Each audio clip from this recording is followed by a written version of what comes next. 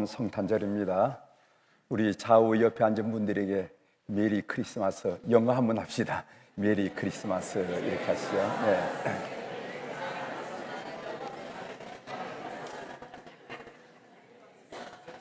온라인에 통해서 성탄 예배 참여한 우리 모든 교우들에게 인사를 드립니다. 메리 크리스마스, 기쁘고 즐거운 성탄의 축복이 우리 온 교우들의 가정에 충만하기를 주의 이름으로 축원합니다. 오늘 설교 제목은 동방박사들의 성탄 예배입니다. 동방박사, 그들은 누구입니까? 예수님이 세상에 오실 때 세상 사람들은 몰랐거나 아니면은 을의 딴전을 피웠지만은 아기 예수님을 맞이하기 위해서 먼 동방으로부터 산을 넘고 그리고 광야를 지나고 들을 건너서 달려온 사람들이 있었습니다. 그들이 바로 동방박사였지요. 마태복음 2장 1절 오늘 본문 말씀에 보면은 헤로드 왕 때 예수께서 유대 베들레헴에 나심에 동방으로부터 박사들이 예루살렘에 이르러 말하되, 이런 말씀이 나옵니다. 그 성경 본문의 개역성경 난해주에 따르면 동방박사들이 누구인가 하면서 번호를 붙여서 설명을 했는데 점성가라 이렇게 난해주로 한마디로 풋노트로 해놓은 것을 여러분들이 발견하게 될 것입니다. 이 단어는 마고이라 하는 그런 히라버인데 그 뜻은 점성술사라 하는 뜻이 있습니다. 쉽게 말하면 밤에 별을 보고 연구하면서 미래를 예언하는 사람들, 이런 사람들이 바로 동방박사였다 하는 것이죠. 왜 그들은 메시아 아기 예수님을 찾아왔습니까? 그들에게 희망이 필요했기 때문입니다. 전승에 의하면 동방박사들은 고대 바벨론 지역에서 가까운 파르디아 왕국의 전직 고관들이었다고 알려져 있습니다. 그들은 스스로 사직을 했는지 아니면 숙청을 당했는지는 모르지만은 현직에서 물러난 상태였습니다. 답답하고 암담한 현실에 갇혀서 속절없는 세월만 보내고 있었던 사람들이었습니다. 그들에게 살아갈 희망이 필요했던 것입니다.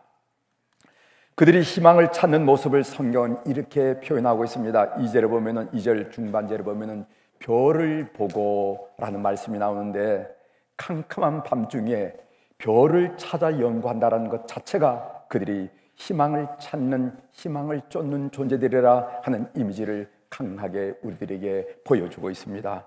캄캄한 밤이라는 것은 절망을 나타내고 그리고 별빛이라는 것은 희망을 표현하는 언어입니다. 2절 하반절에 보면 우리가 동방에서 그의 별을 보고 그에게 경배하러 왔노라 하는 그런 말씀이 있습니다. 그들은 산과 들을 건너서 어린 잡아 1600km, 우리의 리수로 말하면 4000리가 넘죠. 1600km가 되는 거리를 낙타를 타고 또는 걷기도 하면서 유대 땅 베들레헴까지 왔습니다. 학자들에 의하면 그들의 여행은 좋기 40일 이상이 소요되었으리라 이렇게 이야기들을 하고 있습니다. 이렇게 먼 거리와 긴 시간을 그들이 극복할 수 있었던 것은 희망에 대한 열망이 그토록 강했기 때문이라고 보여집니다. 사람들은 하던 사업이 망했거나 직장을 잃게 되었을 때 이렇게 넋두리를 합니다. 나는 망해서 살 길이 막막해, 이제 죽는 길밖에 없어. 여러분, 사람이 망했다고 죽을까요? 아니면 절망하면 죽을까요? 한번 좀 생각해 볼 필요가 있지 않겠습니까? 우리가 죽는다는 것, 그것이 내가 망했기 때문에 죽을까? 아니면 절망하면 죽을까요? 사람은 망했다고 죽는 것이 아닙니다. 사업이 망했다고 죽는다면 이 세상에 사업가는 한 사람도 남아있지 않을 것입니다. 왜냐하면 한 번이라도 망해보지 않은 사업가는 이 세상에 한 사람도 없기 때문에 그렇습니다. 사람이 언제 죽는 줄 아십니까? 절망하면 죽습니다. 사방팔방을 둘러봐도 지푸라기 같은 가느다란 희망조차 발견할 수 없을 때 사람은 죽는 거예요. 절망해서는 안 되는데 현대인들은 너무 쉽게 절망합니다. 우리 부모님 세대들은 그렇지 않았는데 오늘 우리의 후세들은 너무 쉽게 절망한다는 것입니다. 그래서 툭 하면 죽겠다고 말하는 것입니다. 여러분, 시편 126편 5절의 말씀은 여러분들이 너무도 잘 아는 말씀이지요. 눈물을 흘리며 씨를 뿌린 자는 기쁨으로 거두리로다. 여러분들이 잘 아는 말씀입니다. 왜 씨를 눈물을 흘리며 뿌립니까? 여러분, 이상하지 않아요? 상상해 보십시오. 씨를 왜 눈물을 흘리며 뿌립니까? 여러분, 농부들이 봄에 들판에 나가 씨를 뿌리면서 웃깁니까? 아니면 꿈에 부풀어 기뻐합니까? 가을철 추수를 기대하면서 기뻐하면서 신나서 기대하면서 뿌리죠. 그런데 왜 시인은 시편 126편 5절에서 울며 씨를 뿌린다고 이렇게 표현했습니까? 그것은 그가 처한 상황이 절망적이라는 말입니다. 절망적이라는. 기대할 거가 없어요.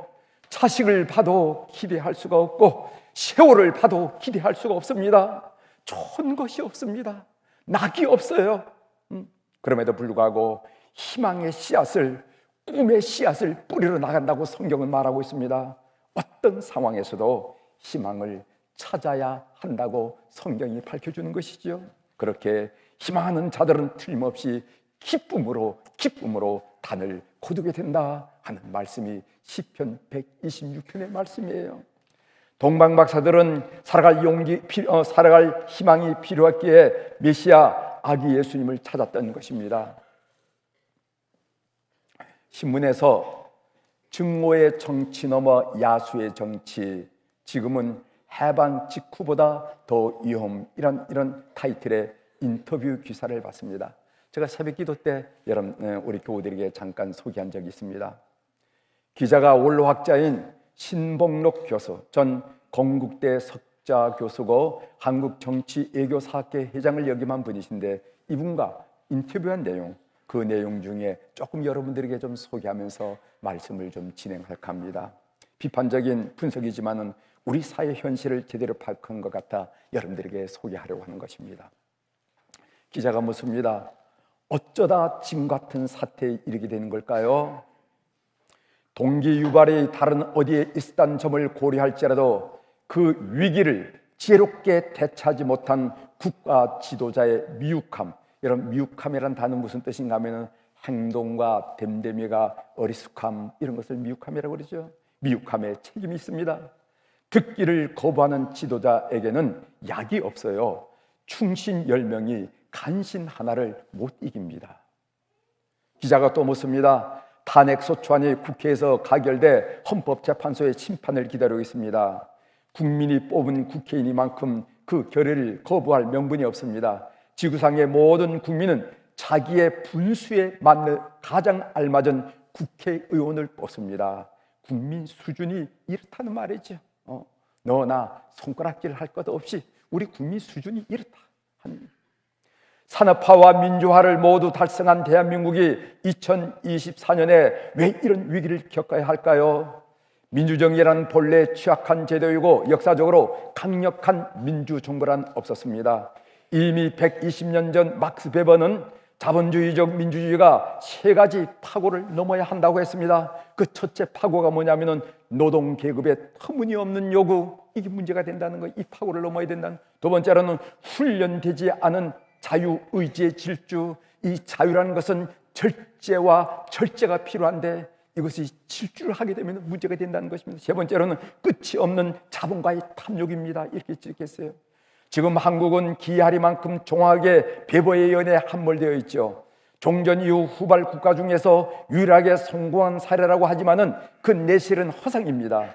경제 정의가 없는 사회에서 졸부들과 생경 엔조가 흥행하는 세상은 우리가 꿈꾸던 이상 사회가 아닙니다.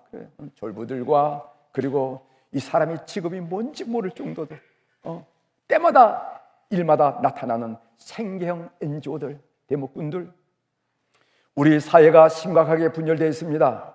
내가 보기에 지금의 대한민국은 해방 직후보다 더 위험합니다. 마치 만국 직전에 로마 제국을 보는 것 같습니다. 로마의 민주주의는 민중주의의 화상 속에서 침몰했습니다. 민주주의는 연륜입니다. 서구에선 적어도 200년의 수령 기간이 존재했습니다. 그런데 이제 고작 경력 80인 한국의 민주주의 데모크라시가 광기의 정치 데모크레이지가 된 것은 이미 오래전의 일입니다. 이젠 그 정도를 넘어서 탄핵의 정치 비토크러시, 증오의 정치 헤이토크러시를 지나 야수의 정치 브루토크러시의 시대에 접어들었습니다. 이렇게 얘기하고 있어요. 대한민국이 선진국이 다 된 줄 알았는데 겨우 이 정도였던 거냐라고 탄식하는 사람이 역시 많습니다. 선진국은 GDP의 그래프로 나타나는 것이 아닙니다. 애덤 스미스는 선진국, 곧 정의롭고 잘 사는 나라가 되려면 세 가지를 갖춰야 한다고 했어요. 낮은 세금, 두 번째로는 안정된 통치권, 세 번째로는 예측 가능한 법입니다. 이 논리대로라면 한국은 나라도 아닙니다. 한국 현대사의 부모는 파독 간호사와 광부, 중동 노동자, 월남 파병 용사였습니다. 모두 나라를 위해 헌신한 이들이죠. 지금의 통치권은 길거리를 횡행하는 킥보드 하나도 다스릴 수 없고 제복 경찰이 추격에 매를 맞을 정도로 허약합니다. 이런 세상에서 누가 국가를 위해서 헌신하겠습니까? 우리는 그동안 무엇을 놓치고 있었던 걸까요? 기자가 물었어요. 세 가지가 무너졌습니다. 하나는 아버지가 무너지고, 두 번째로는 가정이 무너지고, 세 번째로는 교육마다 무너진 것입니다. 교육마다 무너진 것이 우리 비극의 근원 원인입니다. 자식에게 영이 서지 않고 학생에게 훈육이 없어졌습니다. 모두가 개체거다 모리알 같은 삶을 살아가고 있습니다. 이런 급격한 변화가 여러 부작용을 낳았다는 말씀이군요. 경쟁과 추월의 사회를 유발했습니다. 대학은 취업 학원으로 전락했고 취업률이 낮다는 이유로 인문학은 평가되고 있어요. 인생에 대한 고뇌 없이 오로지 취업에 몰두해야 하는 청년들은 이미 호모 사피엔스, 생각하는 사람이 아니고 호모 메카니쿠스, 기능인이 될 뿐입니다. AI가 등장했으니 삶은 더 메말라 가겠죠. 관료가 부패하면 정권이 무너지고, 군인이 부패하면 국가가 무너지며, 교육이 무너지면 민족이 사라집니다. 한국은 지금 그 무턱까지 와 있습니다. 이런 이야기였습니다. 우리가 조금 비판적이고 그 논리가 좀 절망적이기 때문에 조금 밀쳐놓고 싶은 이야기지만은, 그럼에도 불구하고 오늘 이 땅을 살아가는 우리들이 한번 깊이 생각해볼 오늘하는 것, 분석이라는 것을 알고 여러분들에게 소개해드렸습니다. 우리나라가 선진국이 된 줄 알았는데, 저도 그렇고 여러분들도 그렇고 한순간에 경제도 안보도 나라 위생도 위태로워졌습니다. 황당한 사태에 생각하면 할수록 기가 차고, 따져볼수록 답답하고 출구 없는 터널에 갇힌 것처럼 현실이 암담할 뿐입니다. 절망감이 우리 가운데 스물스물 일어나고 있어요. 어디에 희망이 있을까요? 어디에 희망이 있을까요? 예수 그리스도. 그 이름을 들으면은 고침을 받고, 그 이름을 들으면은 마귀가 물러나고, 그 이름으로 죄사함을 얻고 죄악된 세상을 천국으로 만들 수 있는 그 이름 예수. 여러분, 대학 시절 자동차 화재 사고로 예쁜 얼굴에 화상을 입은 이지선 교수 아시지요? 그는 교수가 되었습니다. 그는 하성으로 뭉개진 얼굴을 고치기 위해서 일본을 오가며 여러 번 정형 수술을 받아야 했습니다. 손가락도 다 잘려나가고 한마디만 남았습니다. 그런데 그는 손가락 마디를 남겨주어서 좋아하는 사진기의 셔터를 누를 수 있어서 감사하다고 고백했어요. 누군가가 그에게 물었습니다. 당신은 옛 얼굴을 찾고 싶지 않느냐? 이렇게 물었을 때 그가 뭐라고 대답한지 아십니까? 이 모습이 아니고서는 만날 수 없는 하나님을 만나고, 이 모습이 아니고서는 말할 수 없는 내용을 이야기하고, 이 모습이 아니고서는 얻을 수 없는 행복을 가졌기에 나는 옛 모습으로 돌아가는 이 일에 별 흥미를 느끼지 않습니다. 옛 모습으로 돌아가는 일에 흥미를 느끼지 못한다고 대답했습니다. 이렇게 한 여인의 최악의 상황을 천국으로 바꾼 분이 누굽니까? 그의 부모들이었습니까? 스승이었습니까? 아닙니다. 예수, 그 이름 예수, 그분이셨어요. 예수 그리스도가 희망임을 우리 모든 교우들이 믿으시기를 주의 이름으로 축원합니다. 예수 그리스도는 나의 희망이 되고 우리 가정의 희망이 되고 우리 사회의 희망이 되고 예수 그리스도는 우리 민족의 희망이 됨을 믿습니다.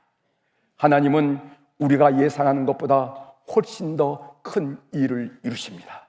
하나님을 우습게 여기지 마십시오.